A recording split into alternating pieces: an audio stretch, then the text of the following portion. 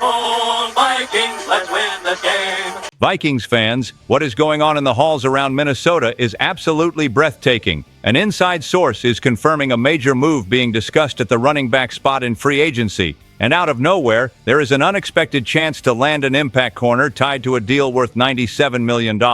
At the same time, the Vikings make a signing right before the matchup against the Packers. And that last story, it hits the purple and gold fan base right in the chest.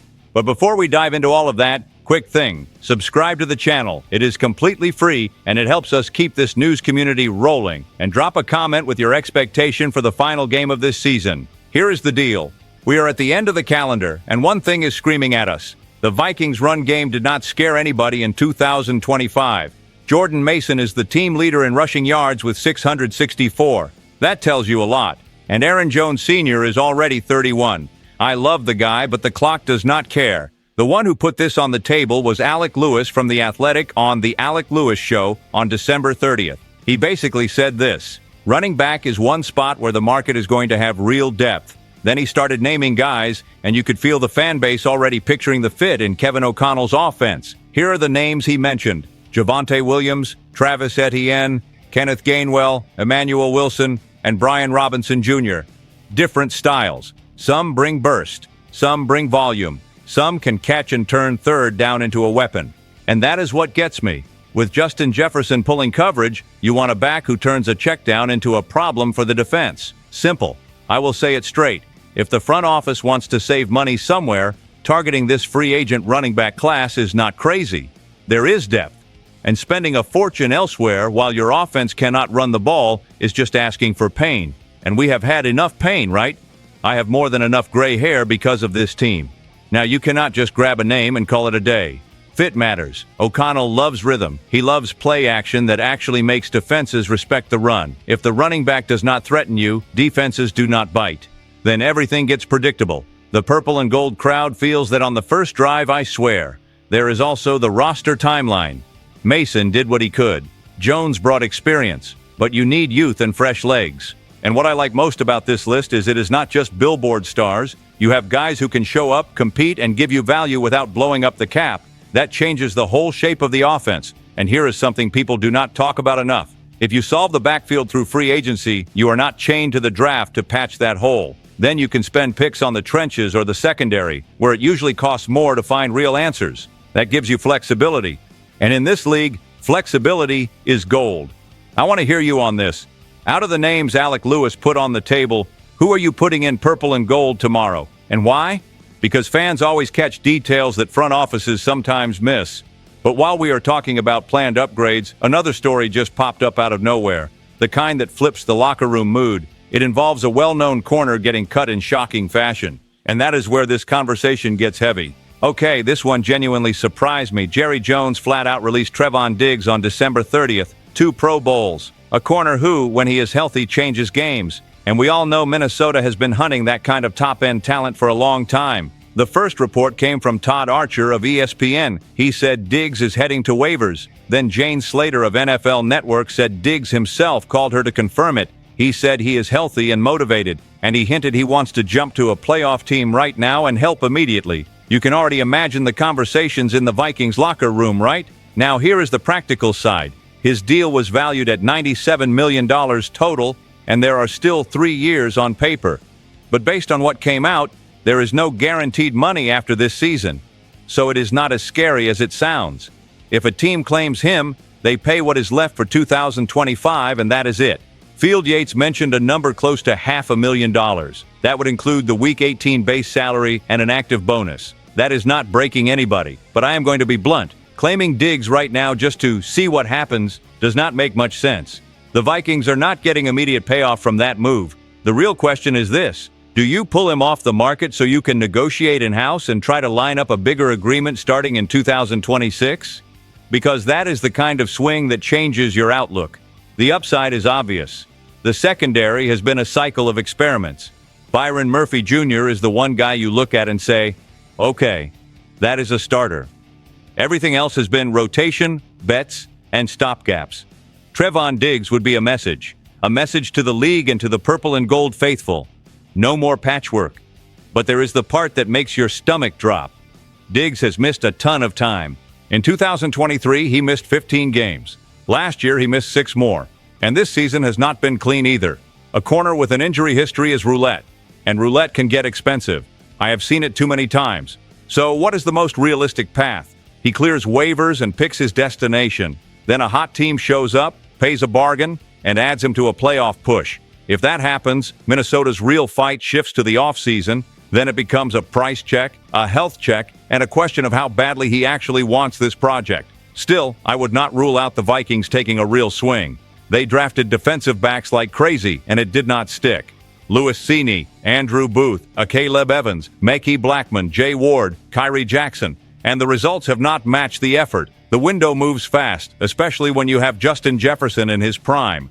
And speaking of windows, there is a debate coming that is even sharper. Because if the defense is begging for a corner, the offense is staring at a decision at the most important position in sports, and the name at the center of it is going to split this fan base. Hold up, because this debate touches everything. The name in the middle of the fire is J.J. McCarthy. He is 22 years old, he was a high pick, and he started the season with that game that gave everyone hope against Chicago. But after that, it turned into a roller coaster. And it was not just performance, it was his body too. Bill Barnwell of ESPN put the numbers out there on December 29th. He pointed out that McCarthy was at 36.2 total QBR, way down the list, and he had stretches where he looked completely stuck.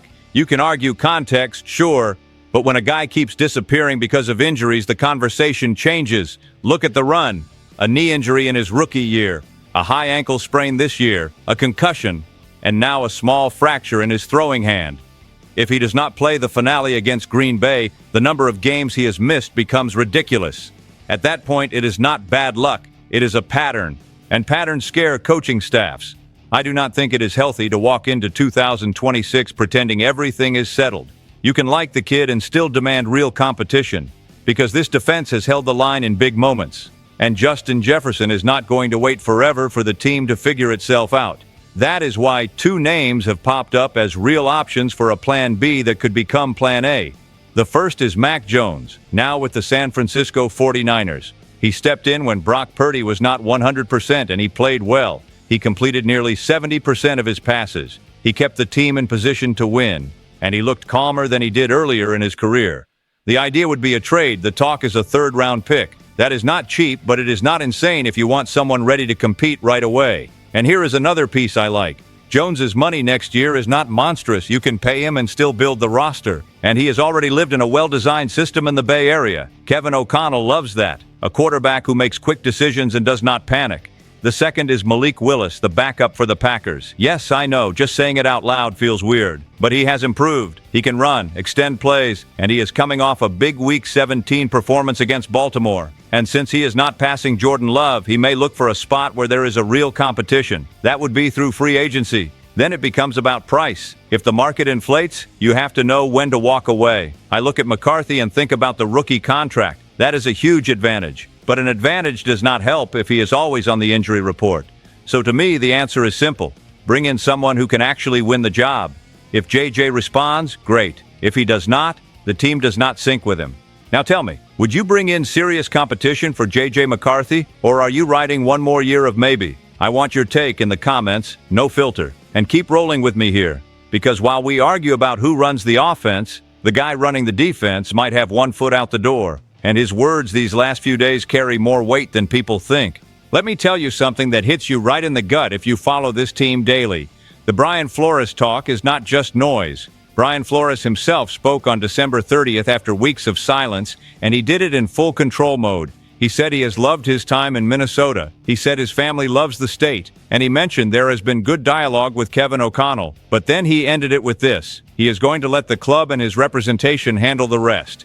And that let them handle it is a red flag. Because if he wanted to shut this down right now, he could have. He could have just said, I want to stay, and that would be it. He did not. I am not saying he is gone tomorrow. I am saying he left the door open, and that changes the atmosphere. There is more behind it too. Reports said Flores turned down an extension last offseason. Mike Florio of Pro Football Talk reported the Vikings are working to extend his deal. He also said the team wanted to get it done before the season. Flores chose to wait. If he was betting on himself, he just raised his value. The defense had real respectability through injury storms. There were patches everywhere, and the team still competed. But the question the purple and gold crowd keeps asking is simple.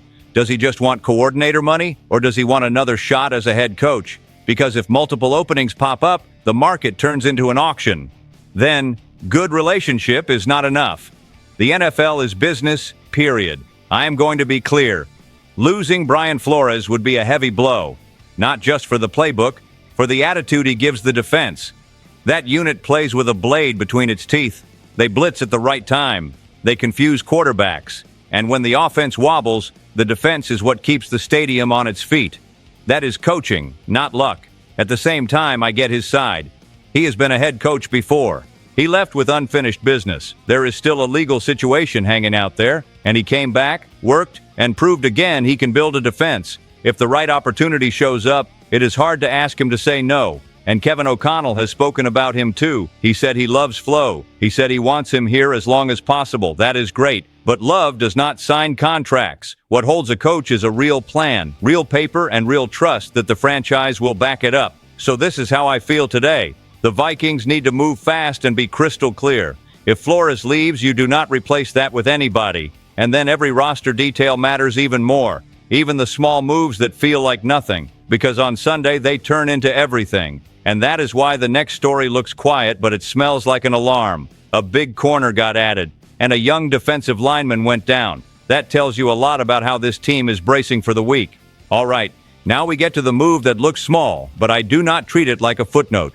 On December 29th, the Vikings announced they signed Zamiah Vaughn to the active roster. A corner listed at 6 feet 3 inches, long arms, the kind of guy you notice the moment he walks off the bus.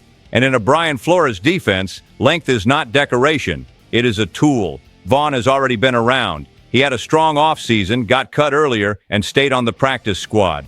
Will Ragatz of Vikings on SI called him a sleeper. He said Vaughn turned heads in workouts. And that matters because it is not highlight talk. It is people who actually watched him day to day.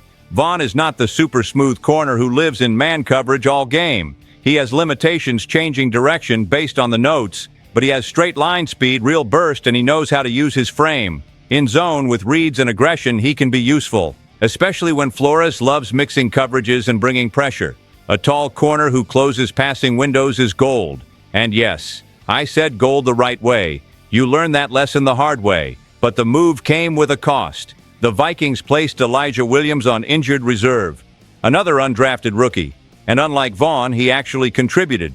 He appeared in 7 games. He had 9 tackles. Not many defensive snaps, but he also played on special teams. So you lose a piece in 2 places. That hurts, especially this time of year.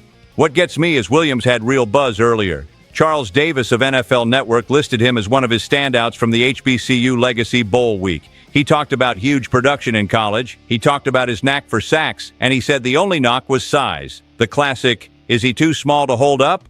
And still, the Vikings brought him in, and he became a contributor. Being completely honest with you, moves like this show how stretched this roster has been. One guy comes up because he fits a specific plan. Another goes out because the body finally cashes in the bill. And that has been the season. Patch, adjust, adapt. When it works, you celebrate. When it does not, you stare at the ceiling and ask, why is it always us? There is also the forward-looking angle. Corner is a spot this team is desperate to stabilize. The Diggs idea is the big swing. Vaughn is the development shot. And both fit the same message. The franchise is hunting answers everywhere. And to top it off, the official wording left the door open for more roster changes before the game. In other words, nobody is sitting comfortable. Nobody is guaranteed. And that tells you how the staff sees this final week. And when you put all of this together, a 2026 backfield plan, a possible impact corner, a heated quarterback debate, Brian Flores' future, and these roster shuffles, you can feel this team sitting at a crossroads. And that is where I want to tie this together in the most direct way. Man, I look at all of this and it feels like the Vikings are right on the edge of a massive decision. You have the talk about upgrading the run game with real names on the market. You have a corner like Trevon Diggs suddenly available, and it is lighting up the imagination of everybody in purple and gold. You have J.J. McCarthy becoming a real debate. Not out of cruelty, because availability is part of the job. And in the middle of it all, you have Brian Flores talking about the future in his own way, not committing to anything, That is a message. Here is my bold take. If Minnesota nails 2 of these moves, this team jumps levels fast. That is not maybe next year. That is real pressure on the NFC. But if they miss, it turns into another season of talent in spots and holes in the places that decide games. And we have seen that movie. I have seen that movie too many times. And that is why the Zamiah Vaughn move and the Elijah Williams loss is not just a footnote. It is urgency. The roster is being tested. The staff is hunting answers in every corner of the building. Sometimes that becomes strength. Sometimes it becomes desperation. And the difference is making the right choice at the right time. So I am ending it like this. If you are feeling the same mix of stubborn hope and real worry, you are not alone. Now comment down below. This space belongs to everyone who lives and breathes Vikings football. Stay tuned. SKOL Vikings. Let's go.